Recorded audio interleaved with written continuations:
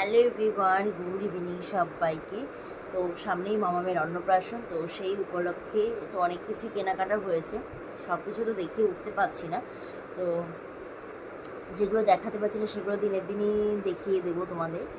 আর হচ্ছে এদিকে কিছু মানে হাতের সামনে আছে, সো আমি দেখিয়ে দিচ্ছি। কাস্টমাইজ করা, এই যে পান পাতা কাস্টমাইজ করা, এগুলো সব স্টোন ওয়ার্ক করা। এই যেখানে স্টোন আছে দেখো, ভালো করে দেখো, স্টোন ওয়ার্ক হয়ে যায়।